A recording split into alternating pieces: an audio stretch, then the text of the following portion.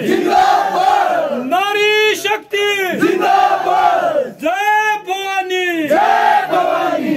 अब तो वक्त बदलना सीखो, डरते डरते जीना क्या, दुनिया को एहसास करा दो स्वर्णो अपनी ताकत का। जय भवानी, जय भवानी, जय भवानी, जय भवानी। तलवारों की धारों पर इतिहास हमारा चलता है, जिस ओर स्वर्ण चलता है उस ओर जमाना चलता है। जय भवानी, जय भवानी, जय भवानी, जय भवानी। केसरिया जब केसरिया जब केसरिया लहराएगा, होश ठिकाने होश ठिकाने होश ठिकाने आएगा। जय भवानी, जय भवानी। किसी का नीला किसी का पीला किसी का झंडा लाल है, रोक सके जो इस बगुए को कौन भाई का लाल है। जय भवानी, जय भवानी, जय भवानी, जय भवानी। इससे पहले किसी न किसी राजनीतिक पार्टी से जुड़ा था। अपनी मातृ संगठन को हर आदमी दिल से चाहता है, दिल से याद करता है। मैं भी किसी पार्टी से जुड़ा हूँ, किसी संगठन से भी जुड़ा हूँ, लेकिन जिस दिन मेरे भाई, मेरे बंधु, मेरा समाज, जिस दिन इसकी वेदना मुझे समझ आई तो मैंने अपनी प्राथमिक सदस्यता से भी रिजाइन कर दी। कब तक ढोएंगे हम इन राजनीतिक संगठनों को?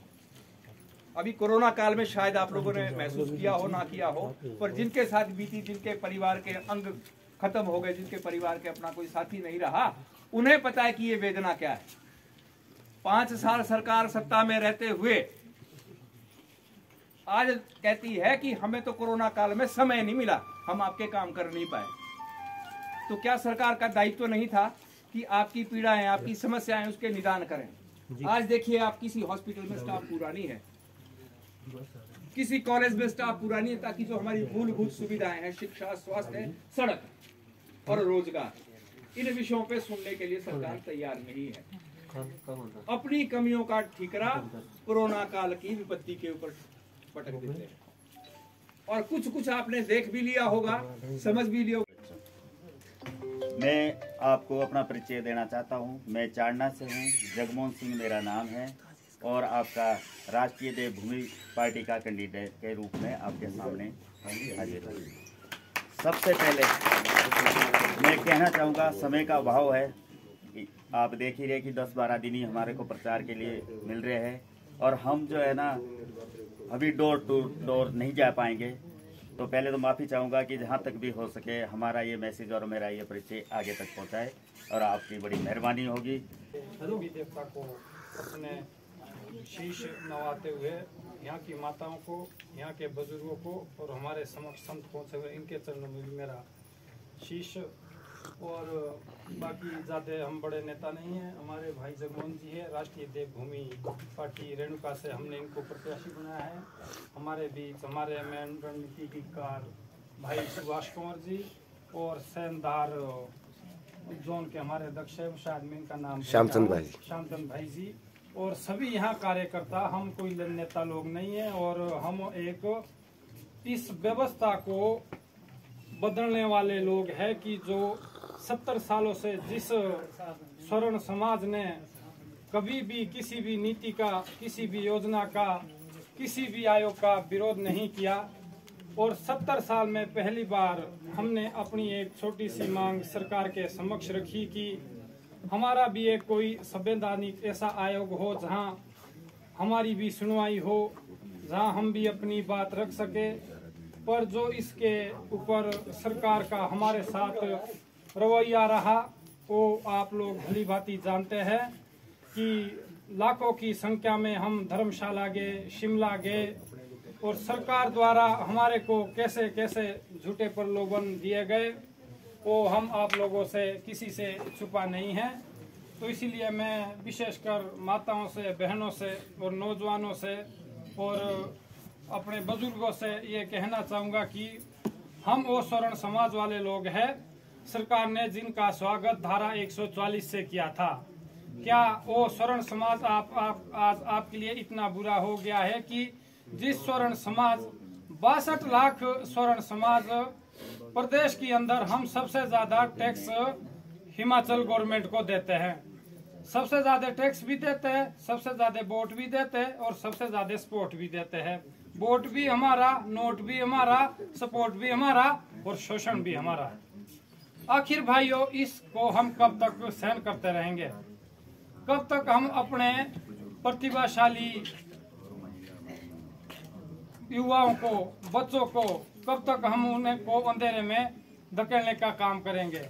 इसलिए भाइयों व बहनों, हमें जागना पड़ेगा। अपने अधिकारों के विरुद्ध हमें जागरूक रहना पड़ेगा।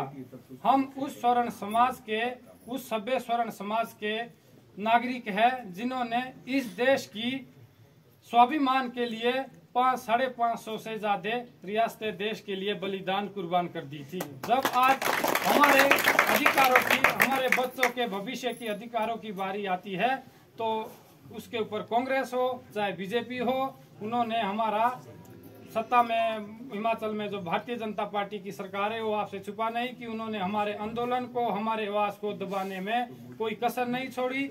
और दूसरी ओर जो विपक्ष में बैठी कांग्रेस की सरकार है, उन्होंने भी हमारे मुद्दे के ऊपर चुप्पी साधे हुई है, क्योंकि उन्होंने हमारे समाज को फ्री का वोट बैंक समझ रखा कि ये तो स्वर्ण वाले, कोई बात नहीं है, ये तो आ जाएंगे।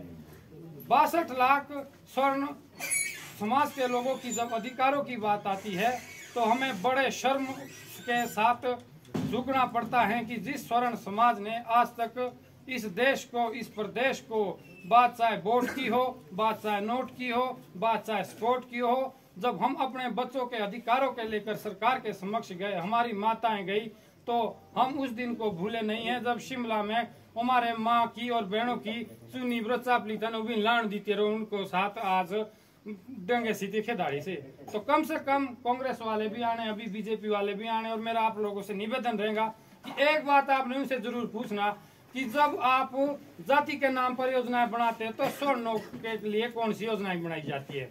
स्वर्णों में उसके लिए स्वर्णों को अछूता क्यों किया जाता है? उसमें क्या है, ये तो स्वर्ण होना तो फिर हमारे लिए तो शराब पैदा होगा कि जो बच्चा स्वर्ण में घर में पैदा होगा उसके लिए शराब जैसा होगा कि आप, वो भी उसके बावजूद कि हम फीस 10 गुना ज्यादा दे, नंबर दुगने, हमारे से 90 वाले परसेंट, 95% वाले बच्चे को आप नौकरी नहीं दे रहे, चलो 40% वाले को दो, हम उस चीज का विरोध नहीं कर रहा। जब आप 40-45% वाले को नौकरी दे रहे हैं, रोजगार दे रहे हैं, कम से कम 90-95% वाले का भी सोचो कुछ। क्या उस माँ की तकलीफ, वो माँ अपनी तकलीफ जानती होंगी जो बच्चे को 9 महीने तक अपनी गोद में रखती है, 5 साल तक उसका लालन पालन करती है, और अपने वो बाप जो अपने धूप में, बारिश में कड़ी मेहनत करने के बाद एक सपना सजा होता है कि मेरा भी बच्चा है, वो भी पढ़ेगा, बढ़ेगा, नौकरी लेगा, लास्ट में बात आ जाती है कि आप तो शरण हो, और हमारे को एक टैग लिया जाता है कि आप शरण हो, और 90-95% लेकर यहाँ तक कि कई हम अपने खेत तक, जमीन तक, माताएं अपना जवरात को बेचकर भी अपने बच्चों की पढ़ाई के लिए कुर्बान कर देती है, और लास्ट में हम आरक्षण का, हमारा बच्चा, योग्य बच्चा आरक्षण की भेंट बलि चढ़ जाता है। तो हमारी लड़ाई कुल मिला के व्यवस्था से है। हम ये नहीं बोल रहे कि आरक्षण आप उस वर्ग जाति को क्यों दे रहे, उस जाति को क्यों दे रहे, हमारी उस चीज का नहीं आरक्षण देना है। हमारी इस चीज के नहीं है कि भाई जो अनुसूचित जाति के लोग हैं, हम हमारे को एक उनका वो विरोधी बताया जा रहा है, तो हम उनके विरोधी नहीं। अगर राष्ट्रीय देवभूमि पार्टी आर्थिक आधार पर आरक्षण की मांग कर रही है तो कोई हम ऐसे स्वर्ण के लिए तो कर नहीं रहे। उसमें गरीब चाहे हमारा SC भाई हो, OBC भाई हो, जनरल भाई हो, गरीब को मिलना चाहिए।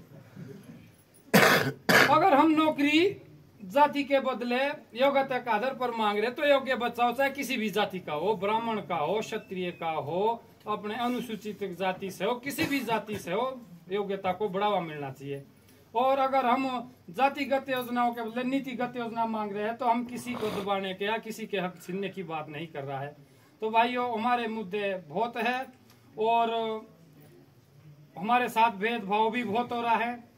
यहाँ तक कि अब पुलिस भर्ती की बात आती है तो वहाँ उसमें हमारा बच्चा जो हमारा वो 23 साल में गवर्नमेंट को बूढ़ा दिख जाता है, और दूसरे जाति का बच्चा 23 साल तक उसमें ठीक है, 23 साल तक चलेगा, जो 23 साल तक नौजवान है, और हम 28 तक। तो इसमें भी हमारे साथ उसी तरह फीस का देखो, उसी तरह जो सरकार अपने हॉर्टिकल्चर और एग्रीकल्चर में जो स्कीमें देती है, मानो एक जाति को 20 50 रुपए दे रहे और दूसरी जाति को 100 रुपए दे रहे। ये आज सरकारें समानता की बात करती है कि ये एक राष्ट्र एक देश एक कानून, किस मुंह से ये जो सरकारें है एक राष्ट्र और एक कानून और एक समानता की बात करिए। अगर एक राष्ट्र और एक समानता की बात करिए, राष्ट्रीय देवभूमि पार्टी कर रही है, स्वर्ण संगठन कर रहा है, तो भाइयों बहनों अपनी इस लोकतांत्रिक का जो चुनाव होना जा रहा है इसमें अपने अधिकारों के प्रति भाइयों और बहनों कांग्रेस बीजेपी आम आदमी पार्टी के लिए चुनाव हो सकता है, पर हमारे लिए अस्तित्व की लड़ाई है, हमारे लिए समाज की नाक की लड़ाई होनी चाहिए। इन्हीं शब्दों के साथ मैं अपनी वाणी को विचार देता हूँ। अगर किसी को मेरी वाणी से कोई तकलीफ हो तो उसके लिए मैं क्षमा करती हूँ। धन्यवाद।